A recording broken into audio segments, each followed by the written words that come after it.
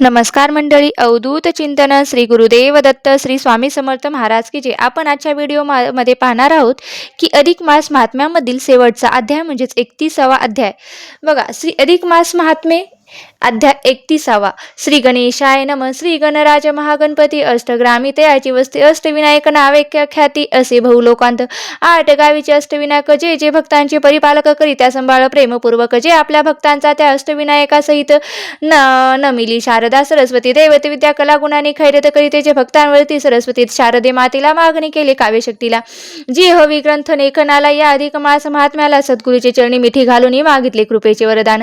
हे लेखन व्हावे पूर्ण त्यांच्याच कृपा प्रसादे मनो तुझे मनोगत पूर्ण होईल ग्रंथ रचना पूर्ण होईल लोक मान्यता ती वाढेल साधला आशीष त्याचा शुभ आशीर्वाद प्राप्त होईल. अधिक मास महात्मे असे कथिते या प्राकृत मराठी भाषेत लोकसेवेकारणे आधार त्यासाठी घेतला ब्रह्मनाराद पुराणाचा भला 31वा अध्याय गोविला असे कथा भाग. ही कथा श्रुत शौनकाशी नारायण ऋषी सांगते. नारदासी श्रीकृष्ण ते पांडवासी केले निवेदन आदरे त्या संकल्पाचे मंगलतेने निवेदन केले. तुम्हा कारणे तुम्ही त्यास मोठेपणाने प्रेमदरे स्वीकारा. शोकांतिका सांगती ऋषी नारदाशी सांगत प्रतिवेतीचा धर्म जे एका श्रेष्ठ शास्त्रात कथा भागतो सर्व ऐकुनी नारद करीती अनेक प्रश्न अधिक मासांचे कांशदान काय कारणे मोलाचे नारायण म्हणते नारदापती. या संदर्भात शिव पार्वती यांच्यात झाली मोठी चर्चा. हे तुझला सांगतो पार्वती पुसे महादेवासी येत्या त्या अधिकाशी विशेष महिमा कोणत्या दानाशी तोची मला सांगावे. महादेव म्हणते पार्वतीला महत्व पुरुषोत्तम दासी मानला कोणते असे ते तुला सांगतो. शास्त्राधारणे सकल ब्रह्मांडाचे प्रतीक मानून कांशपात्र निवडावे सर्वास 30 अनारसे त्यात भरून 7 दोऱ्याने बांधावे असे कांशपत्र अनारसाचे. सज्जन जामाता गोपतात नारायण विष्णू त्याप्रत विधिवत करावे दान त्यातील अनारसे ते 30 तत्वरूपते असती खास सप्तधागे सप्त लोकाप्रत प्रतिनात्मक जाणावे त्याच्यापाशी असेल उपधन त्याशी अशी 30 संपुष्टे करून ती नारायणाशी भक्तिभावे अर्पण करावी. या मासात असे महादेव पार्वतीला सांगता तिला आनंद झाला. तिने तिच्या व्रत सांगतेला तिचेच केले दान असे अपुदाना विनान या व्रताची सांगता न होय कधीच म्हणून महती या दानाची असे. पुरुषोत्तम मास या नारायण ऋषी नारदास म्हणती पुरुषोत्तम व्रताचे महात्म्य ऐकतच त्याची पापनाश पावती. केवळ श्रवण शक्तीने तरी श्रवणाची एवढी महती ती आचरणाची ती किती सांगावे घ्यावे अनुप्रतीची ती. ज्याने त्याने स्वतःचे कलियुगी हा जीवांसाठी सुगम मार्ग लोकांसाठी नारदाष्टवनिष्टप्ती झाली. पावले समाधान विनम्र भावे करून नमन मनती झाले राजा अन्य कळला पुनर्धर्म मान. अधिक उपासनेची सुवर्ण संधी ही जीवाला वारंवार न मिळे त्याला 3 वर्षांनी एकदा तीच वाट्याला परमभाग्य येत असे. जे पात्राचे पापाचे करी क्षालन पुण्य मनुच्या देई मिळून दुर्भाग्य दारिद्र्य दूर करून देते सुख समाधानी. या माशीचे व्रत आचरण स्नान दान श्रवण स्मरण या मार्गी जीवाचे उद्धरण होत असे. सहजीची म्हणून सर्वांस एक न दवडता संधी हातून अल्पस्वरूप मार्गाने खऱ्या साधुनी कल्याण देवदेवता ऋषीमुनी राजा आणि रंक यांनी या व्रताचरण अधिकाचे करून साधले असे. स्वैत तुम्ही ते करावे दूरे यथाशक्ती पुरुषोत्तम पूजावे महात्म्य वाचावे निवेदन करावे. भक्तीचे काय वाढावे भक्ती करिता भगवंत भेटे जीवाचे सर्व बंधन तुटे मोक्ष मुक्तीचा मार्ग भेटे त्वरत होता ही हरिकृपा असो तो सिंह असा लोकन करी पोथी पूर्ण भक्तिभावे. श्रीकृष्ण अर्पण कृती व्हावे हरिकृपा. प्रथम अध्याय मंगलाचरण सूत करते अध्याय. द्वितीय अध्याय नारदास नारायण सांगे महात्म्य. 3रा अध्याय कृष्ण पांडवाचा भाग आला संवादाचा. 4था अध्याय मलमास असा उद्धरास्तव वैकुंठ अध्याय 5, 6, 7वा सांगतो मलमास व्यथा.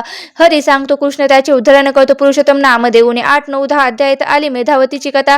साध्यवंत शिव उपासना ती करत प्राप्त उधरली कैसे. 12व्यात कथा द्रौपदीची गतजन्माची. 13व्या अध्याय कथा दृढधन्वाची. 4वा अध्याय शुक वाणीची उकल वाल्मिकी करतात. 15, 16, 17, 18, 19 सुदेवी प्रकथा सुरस आहे सांगितली ती विशेष वर्णित महिमा अधिकाचा.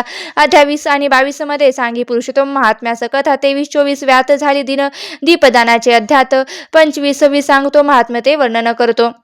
उद्यापनाचा सांगतो महत्व ते दानाचे. 27, 28, 29 करूपी विप्र वानर देतील कसा उदरला पडला जायत कथा भाग तो अध्याय आला. या अध्यायात 30व्या प्रतिवतीचा धर्म 31 आणि 31वा अध्याय सांगतो धर्म मर्म कांशपातेचे अपुपदान कैसे असे श्रेष्ठ ते इथेच ब्रह्म नारद पुराणी जे वर्णले पुरुषोत्तम महात्म्य अति चांगले ते करावे कारणे पोथीत दिले ते या संक्षिप्त रूपाने. पिता गोविंद माता लिहिला जन्म त्यांच्या पोटी झाला. हरिभक्तीचा वारसा दिला त्याला पाजुनी ज्ञानामृत. माता पिता आणि कुलदेवता त्याची मजवरी कृपा होती. सद्गुरु ज्ञानाथाची लाभता झाले जन्म सार्थक. माता पिता सद्गुरूंनी संत भगवंत सेवा करुनी बाळ चालवी लेखनी. तुझी हीच आज्ञा दिली आम्हा, ती आज्ञा मानुनी प्रमाण करत असे मी ग्रंथलेखन. त्याच्याच कृपादान केवळ निमित्त पात्र मी हा ब्रह्मद. नारद पुराणीचा पुरुषोत्तम महात्म्य श्रवणाचा अधिक मास महात्म्याचा इथे पूर्ण झाला. अरुण विनवणी करी खास स्वीकारा प्राक्तृष्णेचं 31वा अध्याय पूर्ण. हरिचरणास प्रेम भावे समर्पितो. इथे अधिक मास महात्म्य अध्याय 31वा. श्रीकृष्ण चरणार्पणमस्तु. ओम नमो भगवते वासुदेवाय नमः.